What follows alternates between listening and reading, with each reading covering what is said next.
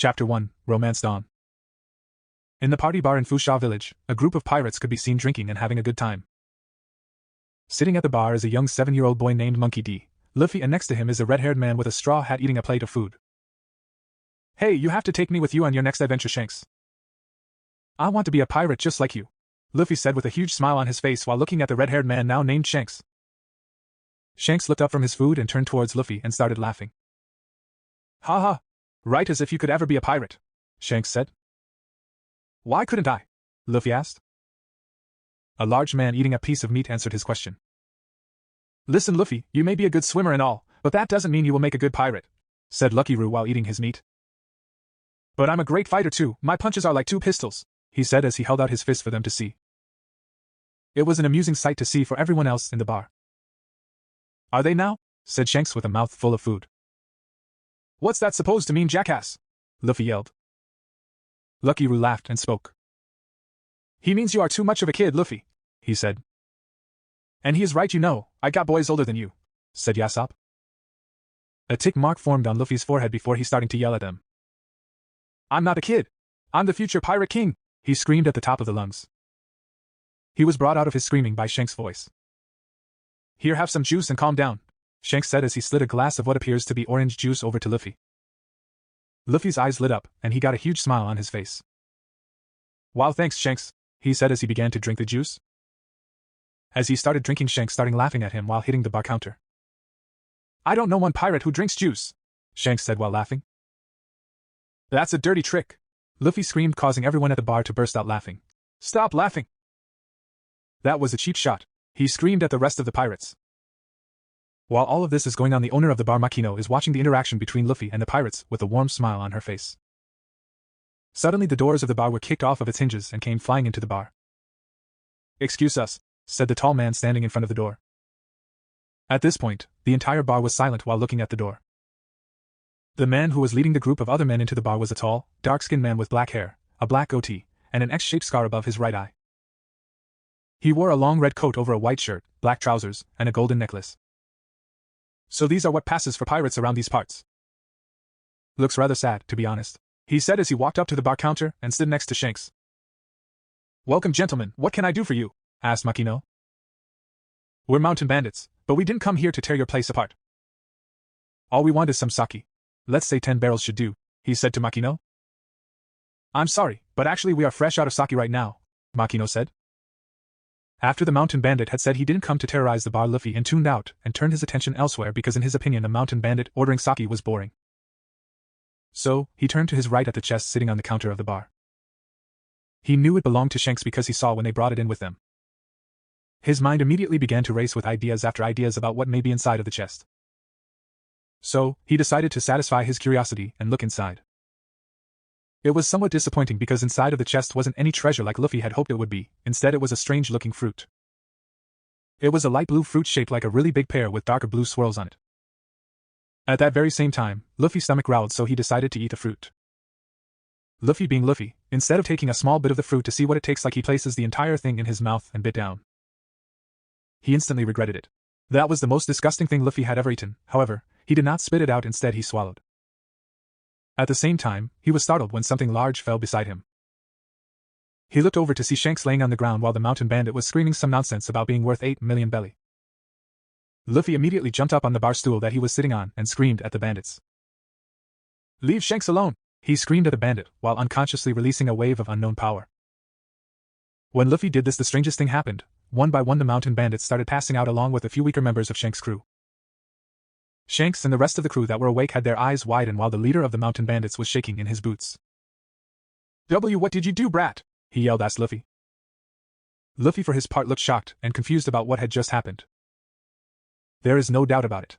That was Conqueror's Haki, Shanks' first mate Ben Beckman thought to himself before making eye contact with his captain, who nodded to him. Before anyone could have reacted, the mountain bandit leader took out his sword and swung it to chop Luffy in half while screaming at the top of his voice. "I am going to kill you, brat!" he yelled as the sword began to descend towards Luffy. Shanks, who was still on the ground, couldn't react fast enough even though he tried, but stopped halfway because of what happened next. The sword cut through Luffy's shoulder and made its way to his chest, but stopped there when sparks of lightning came from Luffy's body and electrocuted the bandit.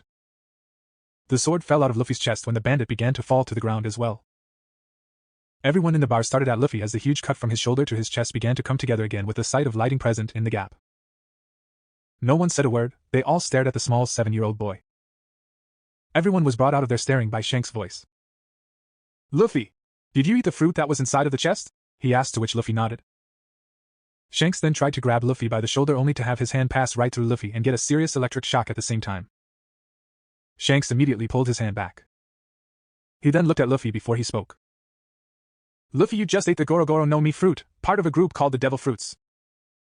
Eating any of them takes away your ability to swim for the rest of your life. But the one you ate is a Logia-class Devil Fruit, meaning now you can turn your body into lightning and become lightning," Shanks yelled. Luffy for his part had stars in his eyes at the idea of becoming lightning. "Does this mean I can come with you now?" asked a very hopeful Luffy. Shanks went to take his seat at the bar again before he was joined by his first mate, who signaled Makino to join them before they began whispering so Luffy couldn't hear. "Captain, he just ate a Logia-class Devil Fruit, and one of the more powerful ones at that," said Ben Beckman. "Plus Conqueror's Haki. If he doesn't learn how to control his powers, he could seriously hurt someone," he finished while Shanks took on a serious look and Makino a more worried one. "Is he going to be alright?" as a worried Makino. Shanks looked at her and smiled before speaking. "Yeah, he will, don't worry." The three of them were brought out of their whispering when Luffy screamed at them. "Hey! Stop whispering, I can't hear what you are saying!" Luffy yelled, causing them to break apart. He then turned to Shanks before speaking again. "So I can come with you guys, right, Shanks?" he asked again, making Shanks turn to look at him before speaking. "I will decide if I will take after you answer 2 questions. "Okay," said Shanks, to which Luffy nodded. "The first question, do you know what you did to knock out those bandits?" Shanks asked, causing everyone in the bar to quiet down to hear Luffy's answer. "No, I don't know how I did it. It usually just happens when Grandpa is training me," said Luffy, to which Shanks nodded with his eyes closed before his eyes shot open in surprise. "You mean you used it before?" he asked in surprise. Luffy just nodded. "Yeah, against some monkeys Grandpa had me fight during my training," said casually as though it was noting, while everyone else looked at him wide-eyed except for Makino. Who has a 7-year-old fight monkey as a part of training? Every pirate thought to themselves.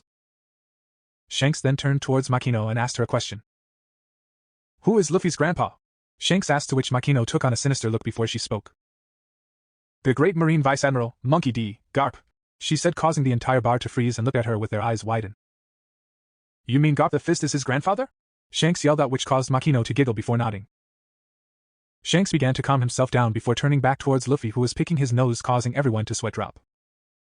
"Okay, Luffy, second question," Shanks said, getting Luffy's attention. "What's your dream?" Shanks asked, to which Luffy took on a huge smile before he stood up on the stool and yelled out at the top of his lungs. "My dream is to be the king of pirates," he yelled. "And why the king of pirates?" Shanks asked. "Because the king of the pirates is the man with the most freedom," said Luffy, surprising everyone. "Just you wait, I am going to have the greatest adventure and find the One Piece and become king of the pirates," Luffy said with a lot of determination in his voice, causing everyone to smile and Shanks to see an image of his old Captain Gold Roger behind Luffy. "Well, Luffy," Shanks said, getting Luffy's attention. "Welcome to the crew," he said, causing everyone to begin cheering and Luffy to start crying. A week had passed since Shanks agreed to take Luffy with them. Currently, the entire village was at the docks to say goodbye to Luffy and the pirates. At first, the mayor did not agree to Luffy leaving, but after Ben and Shanks explained to him how dangerous it will if Luffy doesn't learn how to control his powers, he understood and agreed, but made it clear that Makino would be the one to tell Garp when he comes back to the village. Another thing that happened during the week was that Shanks had sent one of his crew member who didn't have a bounty on his head to cash in the bounty of the mountain bandits and give it to Luffy. Luffy, who was currently on Shanks' ship, Red Force, waving goodbye to the villagers before he screamed out, "Bye, Makino! I'll come back before I set out on my own," he yells as the ship sailed further away from the island. With the island now out of sight, Shanks began giving orders to the crew. "Okay guys, no stopping, we have enough supplies to last us to set the course for the Grand Line," he said. "Aye, Captain," replied everyone. Shanks then turned towards Luffy, who was looking around with a huge smile on his face, causing Shanks to chuckle. "Luffy," yelled Shanks, getting Luffy's attention. "Come with me," he said as he began walking towards what appears to be the sleeping quarters. "This is where you will sleep," Shanks said, indicating to the room with a single bed, desk, and closet inside. It wasn't a big room, but at the same time, it was big enough for one adult person. Luffy looked around and noticed his stuff was already in there waiting for him. He stepped inside and smiled. "I love it," he said, causing Shanks to smile. "Okay, Luffy, let me tell you how things are going to happen once we enter the Grand Line," Shanks said, getting Luffy's attention. Luffy also noticed that Ben, Roo, and Yasop were standing by the doorway. First thing that will happen is Lucy Roo is going to teach you how to control that devil fruit of yours a bit, then from there every day in the morning Ben is going to teach you navigation and history along with battle strategy and anything else he comes up with. That will be for about 3 hours a day every day. The rest of the day will either be spent with me teaching you hockey or Yasop teaching you how to shoot. Whatever extra time you have you will train to master your devil fruit powers, or you can do that after you either master hockey or sharp shooting. Understood? Asked Shanks, to which Luffy nodded and spoke. Yep, now I have one question, he said, to which Shanks nodded for him to proceed. Do you have any meat? He said, causing the four of them to comically fall over. After Shanks had explained everything to Luffy again to make sure he understood, he began to explain to Luffy what hockey was and how it may be useful in combat. To say that Luffy liked the idea was an understatement. Luffy kept begging Shanks over and over to start his training until Shanks finally caved and started teaching him observation hockey. It had been 3 days since the crew left Dawn Island, and the entrance to the Grand Line was in sight. Luffy was excited at the thought of sailing up a mountain. As the ship began ascending the mountain and peak was becoming visible, Luffy dashed to the front of the ship and began climbing to stand on the figurehead. Everyone saw this and began to get scared when Luffy finally stood on the figurehead. As the ship reached the peak and began descending into the Grand Line, Luffy stretched out his arms and screamed to the heavens. I am going to be the king of the pirates, he screamed, causing everyone on board to smile at the determination in the young 7-year-old. Chapter end. Hope you all liked the first chapter. The next chapter is going to be a time skip and where all the action really starts. Please leave a review of what you think so far and don't forget to like and subscribe.